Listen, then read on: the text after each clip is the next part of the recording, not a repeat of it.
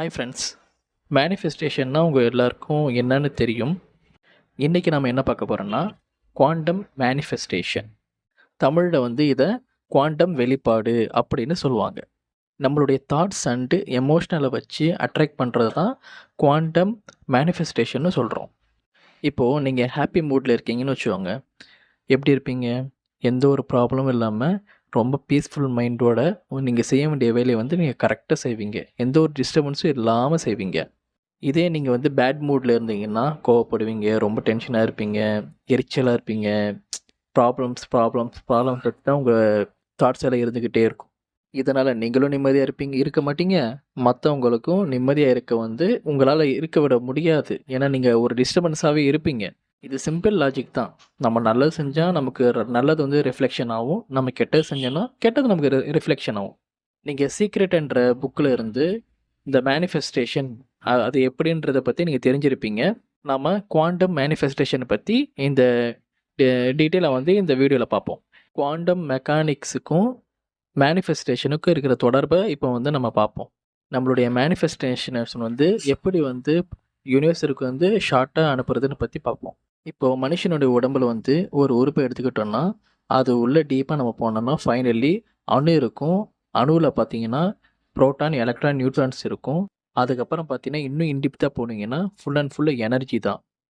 இதுலேருந்து என்ன தெரியுதுன்னா அந்த ஒரு உறுப்பையும் சரி அந்த மனுஷனை இயக்கிறது பார்த்தீங்கன்னா ஒரு ஆற்றல். ஸோ இதிலிருந்து ஒரு பொருள் சின்னதாக ஆக ஆக அதில் எலக்ட்ரோ மேக்னெட்டிக் அந்த ஒரு இது பவர் வெளிப்படுது என்பதை நம்ம புரிஞ்சுக்கலாம். குவாண்டம் ஃபிசிக்ஸில் என்ன சொல்கிறாங்கன்னா நம்ம எந்த ஒரு இடத்துல கவனம் வைக்கிறோமோ அந்த இடத்துல மட்டும்தான் குவாண்டம் மேனிஃபெஸ்டேஷன் ஒர்க் ஆகுது. நீங்கள் ஒரு இடத்துல கவனம் வைக்கலைன்னா அந்த இடத்துல அது ஒர்க் ஆகிறது கிடையாது. நீங்கள் செலுத்துகிற அந்த கவனம் தான் அது உங்ககிட்ட ஒரு திங்ஸாவோ ஒரு மெம்பர்ஸாவோ அது உங்ககிட்ட கொண்டு சேர்க்குது. நம்ம தாட்ஸ் எல்லாமே எலக்ட்ரிக், நம்ம எமோஷனல் எல்லாமே மேக்னெட்டிக். இந்த எலக்ட்ரிக்கலும் இந்த மேக்னெட்டிக்கலும் ரெண்டும் சேர்ந்து எலக்ட்ரோ மேக்னெட்டிக் பவர் எப்படி ப்ரொடியூஸ் பண்ணுதோ அதே மாதிரி தான் நம்ம எண்ணமும் நம்ம உணர்ச்சிகளும் ஒன்று சேர்ந்து நம்ம எது நம்ம நினைக்கிறோமோ அதை நம்ம கிட்ட கொண்டு சேர்க்குது. லா ஆஃப் அட்ராக்ஷனில் என்ன சொல்லுவாங்க? எலக்ட்ரோ மேக்னெட்டிக் ஃபீல்டில் நம்ம தாட்ஸ் அண்ட் எமோஷன்ஸில் சேஞ்சஸை கொண்டு வந்தால் அது குவாண்டம் ஃபீல்டில் பொது ரியாலிட்டியை கொண்டு வரும். இதிலேருந்து என்ன தெரியுதுன்னா நம்ம மைண்ட் அண்ட் ஃபீலிங்ஸ் அதாவது உணர்ச்சிகள் ரெண்டுமே ஒரே நேர்கோட்டில் இருக்கணும். இல்லை டிஃப்ரெண்ட் லிவேவ்லேருந்து இருந்துச்சுன்னா உங்களுக்கு இது ஒர்க் ஆகாது. உங்கள் எண்ணமும் உங்கள் உணர்வுகளும் எந்த இடத்துல ஒருங்கிணைச்சிருக்குதோ எந்த ஒரு செயலில் இருக்குதோ அப்போ தான் அதில் உங்களுக்கு வெற்றி கிடைக்கும். நீங்கள் நினச்சதை உங்கள் கண்ணு முன்னாடி பார்க்கலாம். இப்போ நான் சொல்கிற ஸ்டெப்ஸ் எல்லாம் ஃபாலோ பண்ணிங்கன்னா ஈஸியாக நீங்கள் மேனிஃபெஸ்டேஷன் பண்ணலாம். நமக்கு என்ன வேணுமோ அதில் தெளிவாக இருக்கணும், நல்லா கிளியராக இருக்கணும். நமக்கு வேண்டிய ஒரு விஷயத்தில் நமக்கு தெளிவாக இருந்தால் மட்டும்தான் அது நமக்கு கிடைக்கும். இதுதான் நம்பர் 1.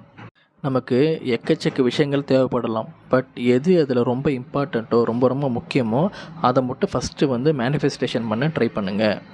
இப்போ நீங்கள் நினச்ச ஒன்று உங்களுக்கு கிடச்சிருச்சுன்னா நீங்கள் எப்படி ஃபீல் பண்ணுவீங்களோ அதை மாதிரி ஃபீல் பண்ணிக்கிட்டே இருக்கணும். அதுதான் நீங்கள் இந்த வைப்பை நீங்கள் கொடுக்க தான் அது உங்களுக்கு சீக்கிரம் கிடைக்கும். ஃபீல் பண்ணிக்கிட்டே இருக்கணும். அது உங்களுக்கு கிடைச்ச மாதிரி நீங்கள் ஃபீல் பண்ணணும். இதை ஃபீல் பண்ணால் மட்டும் பத்தாது, இமேஜின் பண்ணி பாருங்கள். அந்த ஒரு மொமெண்ட்டை நீங்கள் என்ஜாய் பண்ணி ஃபீல் பண்ணி பார்த்தீங்கன்னா அது சீக்கிரமாகவே உங்களை நோக்கி வந்துடும். சும்மா கொஞ்ச நேரத்துக்கு மட்டும் ஃபீல் பண்ணிவிட்டு அதுக்கப்புறம் நீங்கள் சேடாகவோ வேறு ஏதாவது மூட்லேயே நீங்கள் போயிட்டீங்கன்னா வேலைக்கு ஆகாது.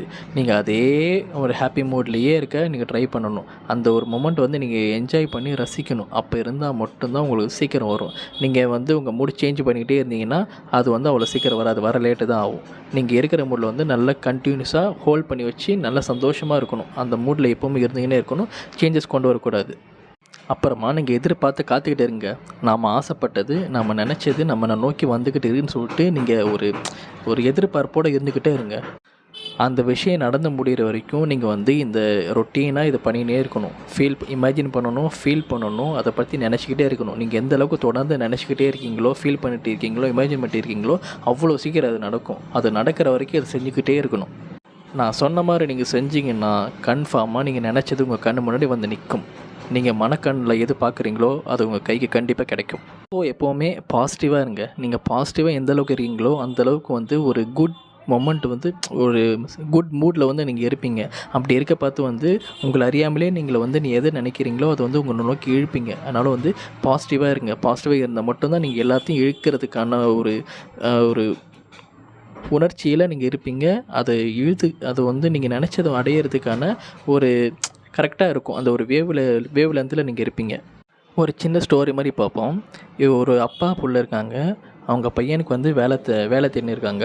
அதனால் வந்து அவங்க அப்பா வந்து அவங்க பையன்கிட்ட என்ன சொல்லிடுறாங்கன்னா, உனக்கு என்ன மாதிரி வேலை வேணுமோ அதை வந்து நீ வந்து நோட் பண்ணி வை அப்படின்ற மாதிரி சொல்கிறாங்க. அப்புறமா அந்த வேலை வந்து உனக்கு கிடச்சிச்சின்னு எப்படி ஃபீல் பண்ணுவ, அந்த மாதிரி ஃபீல் பண்ணு அப்படின்ற மாதிரி சொல்கிறாரு. அவங்க அப்பா வந்து அவங்க பையன்கிட்ட சொல்கிறாரு. அதுக்கப்புறம் சொல்கிறாரு, நீ எப்படிப்பட்ட வேலை வேணும்னு சொல்லிட்டு ஆசைப்பட்டு அதையும் நீ இப்போ இருக்கிற ஃபீல் பண்ணுற அந்த ஃபீலிங்ஸையும் ஜாயின் பண்ணி நீ டெய்லியும் இது மாதிரி வந்து நீ மேனிஃபெஸ்டேஷன் பண்ணிருன்னு சொல்லிட்டு அவங்க அப்பா வந்து அவங்க பையனுக்கு சொல்கிறாரு. நீ நினச்ச வேலை உனக்கு கிடைச்ச மாதிரி இமேஜின் பண்ணிப்பார் அப்படின்ற மாதிரி சொல்கிறாரு அவங்க அப்பா வந்து அவன் பையனுக்கு. அவங்க அப்பா அவங்க பையன்கிட்ட சொல்கிறாரு, உனக்கு வந்து 1008 வேறு டிஃப்ரெண்ட்டான ஃபீலிங்ஸ் இருக்கலாம். உனக்கு வந்து மூடு சேஞ்ச் ஆகலாம். பட் ஆனால் அதெல்லாம் ஒரி பண்ணாத. அதெல்லாம் சப்போஸ் வரும்போது இது இல்லை அப்படின்னு சொல்லிட்டு உனக்கு எது வேணுமோ அதில் மட்டும் கான்சன்ட்ரேஷன் பண்ணு, ஃபீல் பண்ணு. அதை மட்டும் நீ ஃபீல் பண்ணிட்டே இரு. உனக்கு பிடிச்ச விஷயத்தை பற்றி நீ ஃபீல் பண்ணிட்டே இருந்தானா கண்டிப்பாக வந்து அது நடக்குன்ற மாதிரி அவங்க அப்பா சொல்கிறாரு. அதே மாதிரி இவனும் ஃபாலோ பண்ணுறவங்க பையனும். ஃபைனலி அவங்க பையன் வந்து அவங்க அப்பா சொன்ன மாதிரி எல்லாத்தையும் ஃபாலோ பண்ணான். கடைசியில் கிடைச்சது அவன் நினச்ச மாதிரியே ஒரு அருமையான ஒரு வேலை அவனுக்கு கிடைச்சது. நல்ல கை நிறைய சம்பளம். அது மாதிரி அவன் என்ன எதிர்பார்த்தானோ அதுக்கு தகுந்த மாதிரி ஒரு வேலை வந்து அவனுக்கு கிடச்சிருச்சு. இதே மாதிரி நீங்களும் உங்களுடைய எண்ணங்களையும் உங்களுடைய ஃபீலிங்ஸையும் கரெக்டாக கட்டுக்குள்ளே வச்சு நீங்கள் வந்து நினச்சது மேலே மட்டும் நீங்கள் ஃபோக்கஸ் பண்ணிங்கன்னா அது கண்டிப்பாக உங்களுக்கு நோக்கி வரும். இது வந்து 100% உண்மை. அனுபவ ரீதியாக வந்து சொல்லியிருக்காங்க. அதனால் வந்து இதை ஃபாலோ பண்ணுங்கள் ஃப்ரெண்ட்ஸ்.